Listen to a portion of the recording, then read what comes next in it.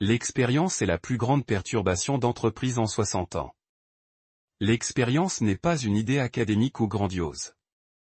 Regardez simplement autour de votre table, votre famille et vos amis, et observez comment ils se composent.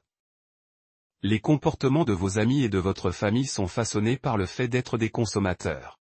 Mais ils interagissent avec la technologie sur leurs appareils mobiles, au guichet de la banque, ou en utilisant un écran tactile dans le commerce de détail, voire dans la voiture. Le numérique est partout, où vous pouvez le voir de manière tangible dans notre vie quotidienne. Cela change la façon dont les entreprises s'organisent en départements et comment elles s'architecturent technologiquement.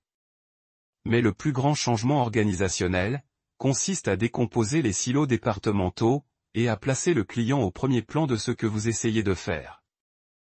Les clients ne sont concernés que par une histoire cohérente de votre entreprise, personnalisée avec ce qu'ils essaient d'atteindre. Les données montent en flèche au sein des organisations. Comment créer de véritables expériences personnalisées pour les clients? John Mellor, qui dirige le groupe Stratégie et Développement Commercial et Alliance chez Adobe, nous donne un exemple pratique dans sa vie quotidienne. Je reçois beaucoup d'alertes de Delta sur mon application. Il n'y a pas, ce sont vraiment des interactions que j'ai initiées. Mais c'est les informations générées par les machines autour de l'intelligence artificielle qui deviennent rapidement une technologie clé pour offrir des expériences vraiment personnalisées aux clients. John voyage souvent sur une compagnie aérienne spécifique, qui lui envoie des alertes sur son téléphone, par exemple lorsque ses bagages sont embarqués. Il s'agit d'une interaction IoT, car Johan a passé un capteur IoT qui a entraîné l'alerte automatique de son téléphone. Ce qui permet ainsi son expérience en tant que client d'une compagnie aérienne lorsqu'il voyage. Ce n'est qu'un exemple parmi des millions d'autres de la façon dont les entreprises possèdent l'expérience client. Qu'en est-il du point de vue de l'organisation? Comment les technologies aident-elles les organisations à relever les défis lorsqu'elles offrent une expérience client exceptionnelle et personnalisée? Jetons un coup d'œil à l'intelligence artificielle et à l'apprentissage automatique. Ce sont des domaines où les machines vraiment excellents. Regardez, il est impossible pour les gens de regarder et de comprendre les vastes quantités de données émises, et de déterminer les tendances ou les anomalies dans ces données. Cependant, l'intelligence artificielle et les machines peuvent observer les données et repérer les tendances ou les anomalies positives ou négatives. Cela facilite l'identification des offres pour les groupes de consommateurs en fonction des régions ou des données démographiques, par exemple.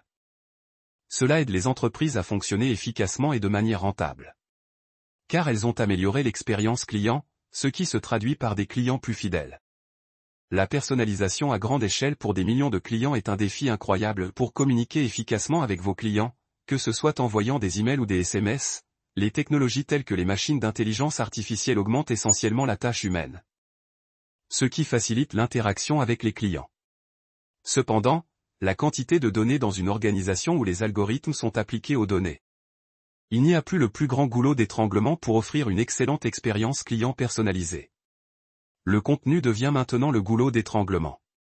La personnalisation consiste à trouver suffisamment de contenu. Le décomposer en sous-composants et le combiner avec d'autres contenus devient le défi ultime pour devenir vraiment personnel avec votre public. Quels conseils Johan donne-t-elle aux organisations qui veulent créer cette finition vraiment personnalisée avec leur public? Les organisations doivent repenser ce contenu de leur chaîne d'une manière qui rend le contenu plus accessible. Repensez votre chaîne d'approvisionnement de contenu. Tout comme vous surveillez les interactions des fournisseurs et le contenu du fabricant. C'est de la même manière que les organisations doivent repenser leur chaîne d'approvisionnement de contenu et rendre le contenu plus accessible et plus réutilisable à grande échelle. En plus de cela, la technologie peut modifier les résolutions et les fréquences d'images en temps réel, qui peuvent être diffusées à n'importe quel public, sur n'importe quel appareil, à n'importe quel endroit. Pour en savoir plus, consultez l'article complet sur mes autres vidéos. Merci à Johan Mella et Adobe d'avoir partagé votre histoire.